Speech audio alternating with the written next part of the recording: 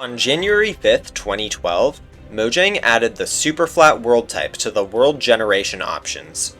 Ever since, Superflat has been adored by fans, with some players having dedicated Superflat worlds for multiple years.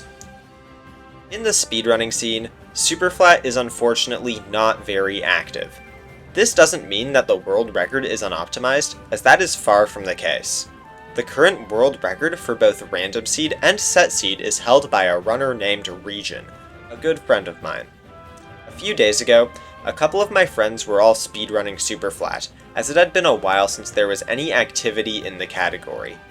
Region asked me to hop on, and considering my fastest Superflat completion was very outdated, I figured, why not? It could be fun. Considering how much I've improved in 2 years, I expected that getting a faster time would be pretty easy. But what I didn't know is that I would soon be on pace to complete one of the fastest Superflat speedruns ever. So without further ado, let's answer the question, how fast can I beat Superflat? Before I even start the speedrun, I need to reset for a good enough seed. I will tab into villages on my wall, then check my pie chart for a white slice. This is indicative of a blacksmith, which is required if you want your run to be fast. However, resetting is still brutal, because even if you do get a blacksmith, you need at least 8 obsidian to enter the nether. Many runners can go hours without getting a single nether enter. The one saving grace is that blacksmiths also provide a bunch of other useful loot, which is nice for later in the run. Using my obsidian and the blacksmith lava, I'm able to build my portal, but I can't enter the nether just yet. Since there is no gravel in Superflat overworlds, I can't get a flint and steel to light the portal. Every time you want to enter the nether, you will be reliant on what's called a wood light, waiting for wood or another material to catch fire to light the portal. This, in combination with the rarity of obsidian from blacksmiths, is what turns off most of the community from Superflat. Getting runs into the nether is so much rarer than with standard world generation, which has lava pools, magma ravines, and ruin portals.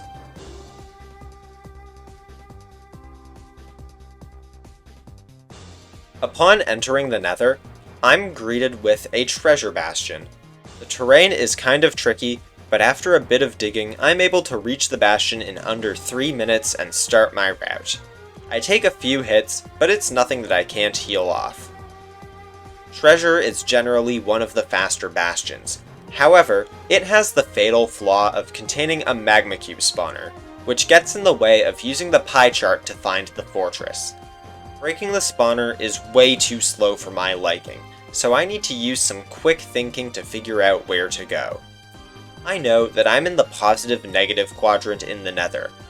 By raising my render distance and using the entity counter, I can tell that there is another bastion in the positive-positive quadrant. Using this information, I know that I need to go into the negative Z direction if I want to find a fortress. So, after looting the chests and collecting all my trades, I'm able to leave the bastion. But there's one problem.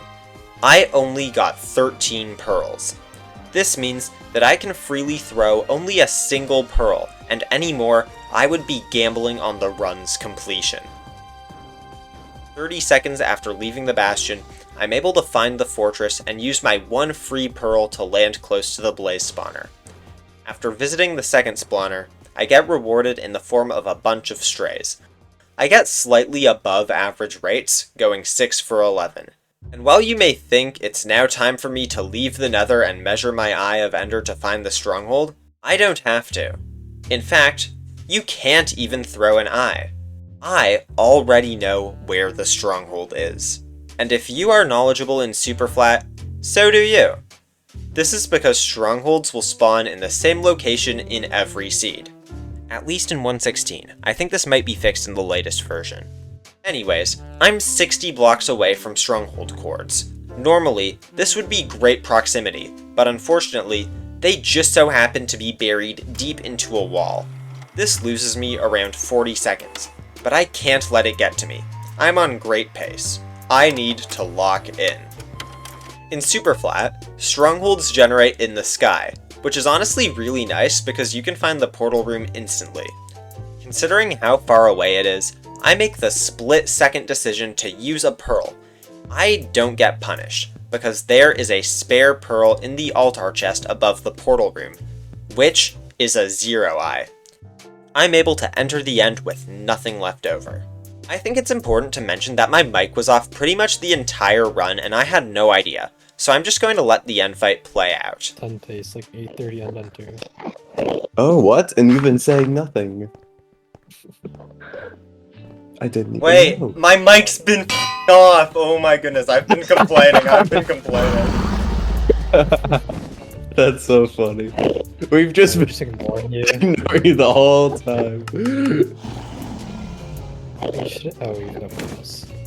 Oh my god! Oh my god! Oh, Oh my god!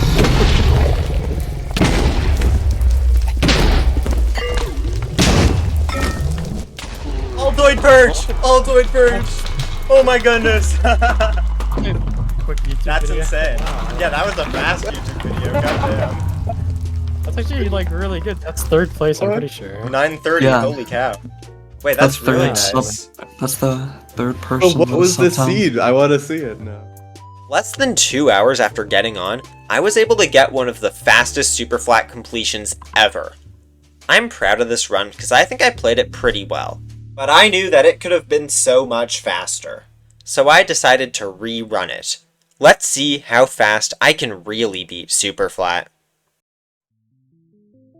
Alright, after a few hours of attempts on this seed, I managed to get this run and I'm pretty happy with it. Now, I decided to speed up this overworld section just because it's, the overworld's pretty standard. You've seen it in the first run, and what I decided to do is craft 2 buckets, one for grabbing water, and the second one to move a lava source to the second blacksmith for building the portal.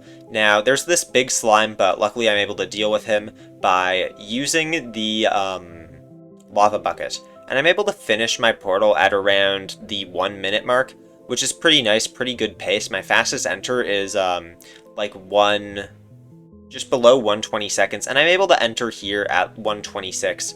I end up cutting out an RTA pause where I go to check messages, but it wouldn't have affected the real time of the run anyways if it were an actual submittable run.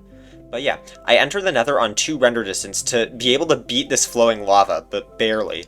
And at this point, I raise my render distance to load in the bastion, and this serves 2 purposes. The first, it prevents it from being flooded by zombified pigs, because if you enter the bastion on anything less than 8 render distance, there will be a higher chance that zombified piglins spawn inside your bastion, which is really, really bad for the route. And the second is it gives the pigs the most time to pathfind as possible.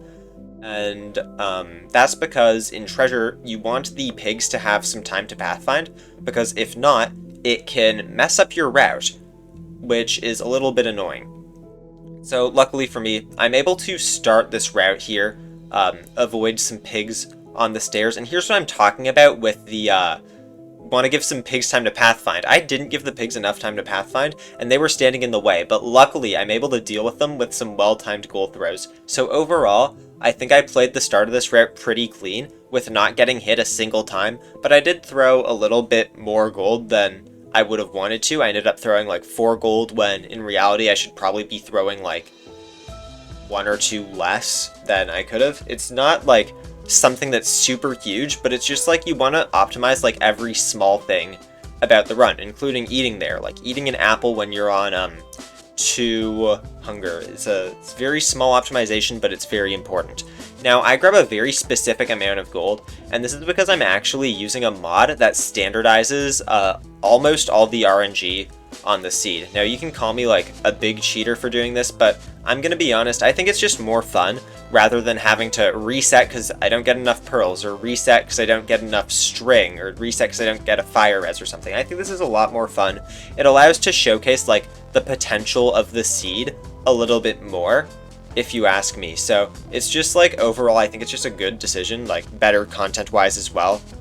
Just because I know what I'm getting, and I'm able to pre-craft a golden apple and a bow there. Both those items will be very useful for the run, and after checking my trades, I basically get everything I need. I got 19 pearls, which is so much more than I got in my original run. It's insane. Now, the 2 pearls to the fort here, I didn't actually like scout out super duper like thoroughly. I just like knew like the general direction, and it would put me at the blaze spawner, which is where I'm at now, at 4 minutes, which is like quite a lot faster than my original run. I do have a gold axe here, which means that I will need to craft an iron one later in the fort, but I'm able to hit up these 2 spawners for blazes, able to craft my iron axe here, able to deal with these 3 blazes pretty well. And after I killed these 3 blazes, you'd think that I'd blaze better something to clear space, but because of the data pack, I know where the blazes are going to spawn. So by mining out these blocks here, I know that I can guarantee my next blaze spawn to be a 3 spawn, and then after that I only need 1 stray blaze, and that will give me enough rods to enter the end, which is pretty nice. But I'm able to pre-craft all my explosives for the 0 cycle here, which is very nice. And yep, like I said, there's a 3 spawn there, and I'm able to deal with those.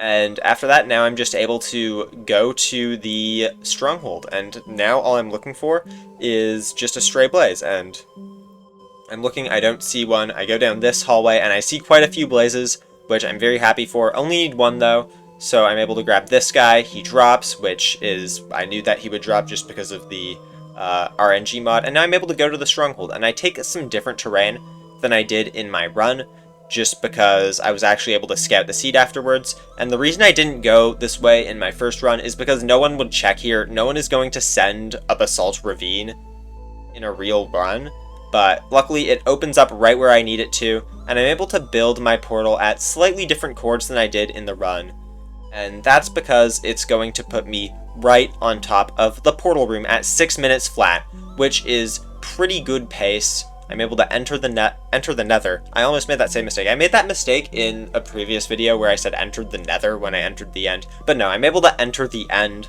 at 6:05 and go for the 0 cycle. It's back 1-8, which I'm bad at. And because I'm embarrassed about my speed bridging, I actually cut it out. And wow, look, I'm at the setup where you place the bed. And so I'm able to get my first bed down. Does like okay damage. Able to use my bow to do 2 beds at once on the 2nd cycle, and use it again to do 2 beds at once on the 3rd cycle, able to kill the dragon in 3 cycles, get it done. And I decide to hit the water clutch just for the vibes, which that was way more close than it should have been, but I'm able to complete the run in a time under 7 minutes, which I'm pretty happy with. This time. Superflat speedrunning is pretty fun and underrated, so if you want to see more of it, consider subscribing. As arduous as the resetting is, I think I could probably get the world record, so if you want to see me push for faster times, leave a comment. And if you want to see me speedrun Superflat with a data pack that turns every biome flat, you should also leave a comment. That's all from me. Peace!